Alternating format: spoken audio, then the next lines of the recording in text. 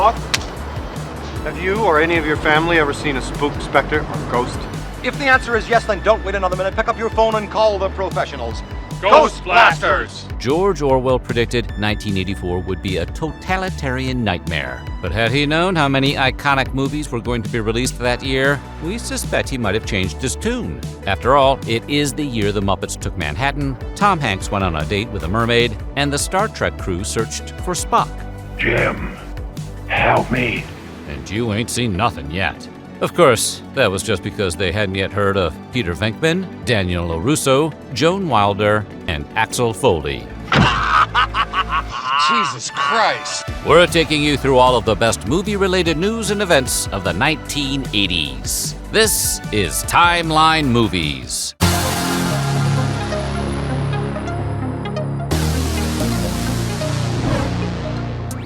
We're cranking it up to 11 because this one is all about 1984. But before we get started, be sure to subscribe to the Weird History channel and let us know in the comments below about your favorite movie memories from 1984. Now, are you ready to find out what was going on in movies the year Apple released the first Mac? I got nothing but time.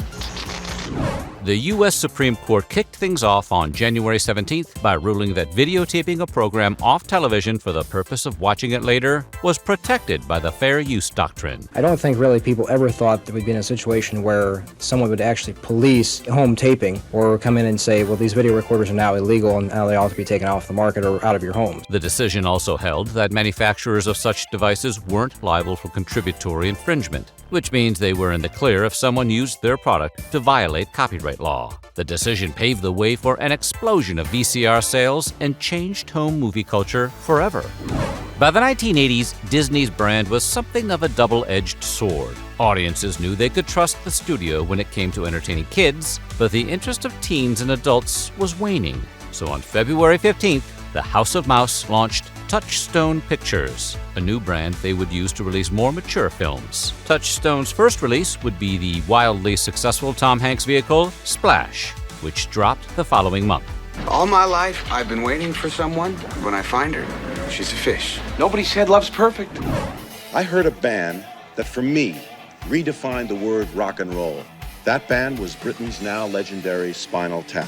On March 2nd, director Rob Reiner released the mockumentary This is Spinal Tap. The film, which starred Christopher Guest, Michael McKean, and Harry Shearer as a fictional heavy metal band, was a largely improvised parody of rock and roll documentaries like 1978's The Last Waltz. And I think that the problem may have been that there was a Stonehenge monument on the stage that was in danger of being crushed by a dwarf. You think you're just making a much too big a thing out of it? Making a big thing out of it would have been a good idea. It was embraced by critics, but still struggled at the box office. Nonetheless, it came to be regarded as a cult classic and is credited with popularizing the mockumentary format.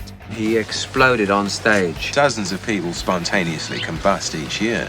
After more than 4 decades, Spinal Tap returned to theaters with Spinal Tap 2, The End Continues. The movie follows the band's return for a mandatory reunion, along with Rob Reiner reprising his role as director Martin "Marty" DeBurgi. Though now in their 70s, the members haven't grown emotionally and musically. Same old tap. Tap water. It says artisan. It's just tap water. It's tap water.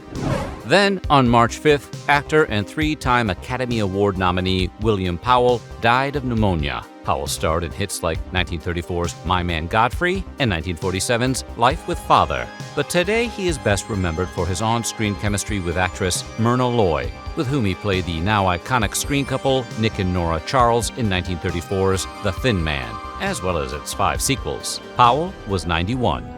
And on March 11th, the animated fantasy film Nausicaa of the Valley of the Wind was released in Japan. The post-apocalyptic story of a teenage princess fighting a powerful empire, the film was the second feature directed by Hayao Miyazaki. It wasn't actually a Studio Ghibli movie, but Nausicaa is now often grouped with that studio's output due to Miyazaki's involvement and its role in laying the groundwork for Ghibli's success. What's your name? Jones. Larville Jones. What are you in for? I'll show you. God damn it, stop that! Police Academy was about a city that passed a law forcing the titular institution to accept everyone who chose to apply, resulting in a class of misfits that seemed largely unqualified to work in law enforcement. Who's next? Catch me! I love it. I love it. Despite some fairly harsh reviews, the film, which hit theaters on March 23rd, was a surprise hit, making a star of leading man Steve Guttenberg and 2 TV series, and launching a franchise that would come to include 6 sequels. Someone call a veterinarian! My personal life has been exactly like this year's Academy Awards. Started off with terms of endearment. I thought I had the right stuff. It cost a lot to dress her, then came the big chill. In the past month, I've been begging for tender mercies. April 8th brought the 56th Academy Awards. Winners on the night included Best Supporting Actress Linda Hunt for The Year of Living Dangerously and Best Actor Robert Duvall for Tender Mercies. But the big winner was Terms of Endearment, which won Best Supporting Actor for Jack Nicholson, Best Actress for Shirley MacLaine. I'm going to cry because this show has been as long as my career. Best Director for James L. Brooks, and Best Picture. You don't have anything else to say to me today? What would you like me to say, Sam? I can't believe this. They forgot my birthday. John Hughes kicked off the summer movie season 1 month later on May 4th with the release of his directorial debut, 16 Candles. What's happening, hot stuff? The film, about an unpopular teenage girl who just wants to be kissed by her crush on her 16th birthday, made stars out of Molly Ringwald and Anthony Michael Hall, and would transform Hughes into the king of 80s teen dramedies. I wanted to make a very realistic movie about what it's truly like to be 16. You laugh at a lot of the problems that she has because generally you've been through the same thing. The most anticipated movie of 1984 was Indiana Jones and the Temple of Doom, released May 23rd. I think we went darker than any of us really wanted to go. You do a light thing and you do another little dark thing, and pretty soon you put it together and you realize, uh-oh, it's darker than it is light. We definitely wanted to make a different movie from Raiders. We didn't want to just do the same movie over again. The sequel to Raiders of the Lost Ark was a prequel that found Indy teaming up with a nightclub singer named Willie Scott and a young boy called Short Round. Short Round? Step on it! Okie dokie, Dr. Jones, hold on to your potatoes! To return a sacred relic to the Indian villagers from which it was stolen. Despite mixed reviews, the unusually dark film was a massive hit. Oh, it was great, especially the scene where he was riding the mine cart. It's just like Six Flags are going along, and you were riding right with him. Temple of Doom's Short Round was played by child actor Ke Huy Quan, who would also appear in The Goonies. He's just an explosive child. I've never really met anybody his age quite like him, especially from his background, being Vietnamese, being one of the boat people. Tell us, how did you like acting? I love acting. It's very interesting, and I like to see the things that I never seen it before. You get to ride on an elephant, riding on a raft, all kinds of stuff. But after those blockbusters, he largely vanished from the pop culture stage. That would change, however, on March 25th, 2022, when Everything Everywhere All at Once hit theaters. The multiverse-spanning action/comedy would win 7 Academy Awards from 11 nominations, including Best Picture and Best Supporting Actor for Quan. You're all Dr. grown Jones! up. Perhaps the greatest comedy motion picture of all time. This is going to make E.T. look like Raiders of the Lost Ark. And on June 8th, the supernatural comedy Ghostbusters landed in theaters. Get her! Directed by Ivan Reitman and starring Sigourney Weaver, Bill Murray, Dan Aykroyd, Harold Ramis, and Ernie Hudson. If there's a steady paycheck in it, I'll believe anything you say. The film told the story of 3 scientists who open up a ghost-catching business in New York City. You're never gonna regret this, Ray. My parents left me that house. I was born there. Acclaimed by critics and embraced by audiences, the infinitely quotable movie would finish as the 2nd highest-grossing film of the year. He slimed me. We got one! Are you the key master? Okay, who brought the dog? I collect spores, molds, and fungus. It just popped in there. I have seen that'll turn you white. And make a hit out of its theme song, which taught the whole world to shout Ghostbusters whenever someone asks, Who you gonna call? It's out of here. No, I can't bring it out at Christmas. It's better for summer, because in summer everybody's hot and sweltering, and they'd love to go see a picture that happens on Christmas. You're not buying that, huh? You're the director. The very same day saw the release of the horror comedy Gremlins, which found Zach Galligan's Billy Peltzer receiving an unusual Christmas gift, a mogwai named Gizmo, who came with the voice of Howie Mandel, and a set of rules that had to be obeyed to avert disaster. Keep him away from water. And probably the most important thing, don't ever feed him after midnight. That disaster turned out to be the titular monsters, who terrorized Billy's idyllic town on Christmas Eve. A massive hit, Gremlins would receive a sequel in 1990 and an animated series called Secrets of the Mogwai in 2023. The Karate Kid, released June 22nd, was the story of Daniel LaRusso, a New Jersey teen who moves to Los Angeles, only to find himself being bullied by a gang of high school karate champions. All you want to hear is how great it is out here. Well, it may be great for you, but it sucks for me. I hate this place. I hate it. I just want to go home. Thanks, however, to the help of handyman Mr. Miyagi, played by Pat Morita. And look, always look, Daniel learns karate and faces off those bullies in a local tournament. Fish out of water, coming of age, mentor student, those are themes and elements of the film that were strong in the script and strong when we were making it and still resonate today. The wildly successful film spawned 3 sequels, an animated cartoon, a television series, and a reboot franchise that eventually crossed over with the original franchise. Sensei LaRusso. Anshifu. The unusually dark stories and graphic violence of Indiana Jones and the Temple of Doom and Gremlins raised more than a few eyebrows from parents. In response, Steven Spielberg, who directed the former movie and executive produced the latter, suggested that the Motion Picture Association of America create a new rating to signal a film wasn't appropriate for all children, but was acceptable for some. I called Jack Valenti, the head of the Motion Picture Association of America, and said, can't there be an in-between rating? And I actually said it could be like PG-14 or PG-13. And he said, let me get back to you. And the next thing I heard, Jack Valenti was able to institute, for the first time in many decades, a brand new rating.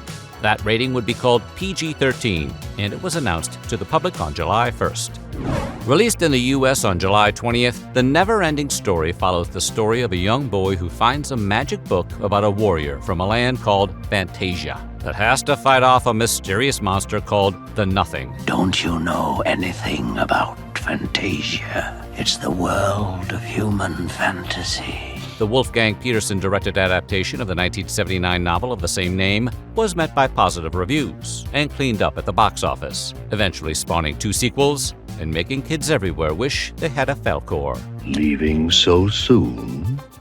And on July 27th, rock star Prince made the jump to the silver screen in Purple Rain. The story of an up-and-coming musician from Minneapolis, it was met by mostly positive reviews and performed well at the box office. In the movie, he mistreats you. Now, is there any of that to the real person? No. I didn't write Purple Rain. Someone else did. And it was a story, a fictional story, and it should be perceived that way. Prince would go on to make 5 more movies, and Purple Rain's soundtrack, which contains some all-time bangers like Let's Go Crazy, When Doves Cry, and the title track, would go on to win Best Original Score at the 57th Academy Awards. The first PG-13 film hit theaters just over a month after the MPAA created the new rating. That film was the action thriller Red Dawn. Wolverines! Starring Patrick Swayze, Charlie Sheen, C. Thomas Howell, Leah Thompson, and Jennifer Grey, and it depicted a Soviet invasion of the U.S. The movie carried the new rating on account of its violence, but nonetheless garnered mostly positive reviews, performed well at the box office, and left a deep pop culture footprint. Not bad for a bunch of kids, huh? Mama'd be real proud. The Adventures of Andre and Wally B was an animated short that debuted at the Toronto International Animation Festival on August 17th. Produced by John Lasseter of the Lucasfilm Computer Graphics Project, which later became Pixar, the film depicted a brief, slapstick confrontation between the titular characters, a man and a bumblebee.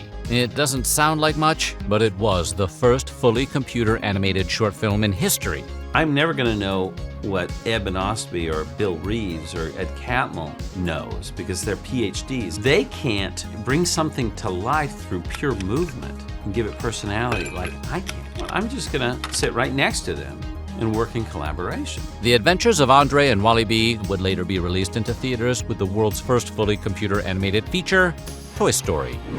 When Paramount Chairman and Chief Executive Officer Barry Diller departed the company in 1984, it was widely assumed that his protege, Michael Eisner, would step into his shoes. But when that didn't happen, Eisner left the company in protest and landed himself an even bigger job, CEO of Disney. It was under Eisner's leadership that Disney made The Little Mermaid, kicking off its second golden age of animation and revitalizing the company as a cultural force. Nonetheless, a string of failures in the early 2000s would result in him leaving the position in 2005.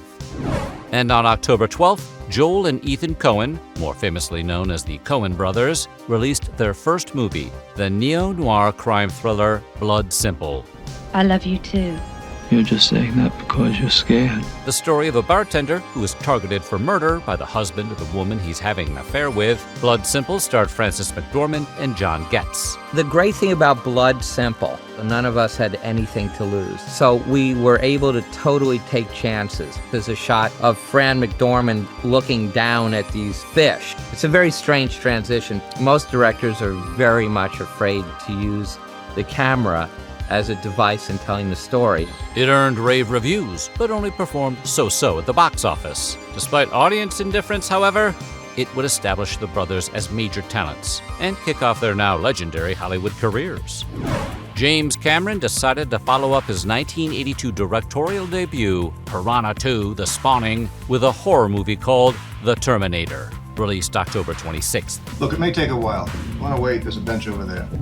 I'll be back. It starred Michael Biehn as a soldier from the future who has to save a waitress, played by Linda Hamilton, Come with me if you want to live. from an unstoppable robot, played by Arnold Schwarzenegger. The movie initially drew mixed reviews, but it was a huge box office success, spawning 5 sequels and a TV series. By 2019, the Terminator franchise was in a state of disarray. The first 3 films were massive hits, but 2009's Terminator Salvation and 2015's Terminator Genesis left audiences cold. And don't even get us started on how confusing the mythology had become. Terminator Dark Fate, released on October 23, 2019, was meant to fix all that. But despite mostly positive reviews, audiences largely ignored the film, which ultimately lost over $100 million for its backers. The kids of Elm Street don't know it yet, but something is coming to get them. 1, 2, let's come for you. Released on November 9th, the Wes Craven-directed horror masterpiece, A Nightmare on Elm Street, told the unsettling tale of a group of teenagers being killed in their dreams by the ghost of a dead child murderer named Freddy Krueger. Hey, Nancy, no running in the hallway. The movie, which included the film debut of Johnny Depp, was embraced by critics and audiences alike and became a cultural phenomenon, spawning 8 sequels, as well as turning Robert Englund's Freddy into an unlikely icon. The Criterion Collection is a home video distributor famous for issuing prestige editions of culturally important films, and they've been at it since releasing a Laserdisc edition of Orson Welles' masterpiece, Citizen Kane, on December 1st, 1984. Thanks to a Los Angeles-based company called Criterion, King Kong of the 30s has found his way onto Laserdisc of the 80s. There is no deterioration, no matter how many times you use it, and the image remains as good as it was the day you bought it. The company would continue to issue films in that format until 1999. In 1998, they issued their first DVD, which was Akira Kurosawa's Seven Samurai. Due to the high-def format wars, however, their first Blu-ray, Wong Kar-wai's Chungking Express, wouldn't drop until 2008.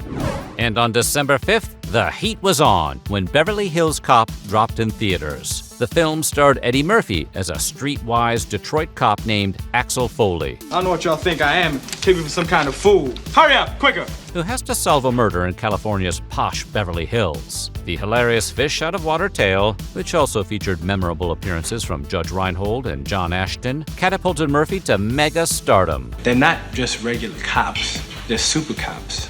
And the only thing missing on these guys are capes. It also narrowly edged out Ghostbusters, a film Murphy was originally set to appear in, to become the highest-grossing film of 1984. Finally, on December 14th, audiences were treated to the bizarre ride that was David Lynch's Dune. The famous auteur turned down the chance to direct Return of the Jedi to adapt the Frank Herbert classic for the screen. It's a challenge and it's a risk because people have their own interpretation, their own mental idea of the way things are going to be. But the results weren't so hot. The movie was savaged by critics, ignored by audiences, and Lynch himself disowned the final product, even going as far as to take his name off some releases of the film. Luckily for Dune fans, director Denis Villeneuve would make a far better received adaptation in 2021. So what do you think? And what was your fondest movie memory of 1984? Let us know in the comments below. And while you're at it, check out some of these other Timeline videos.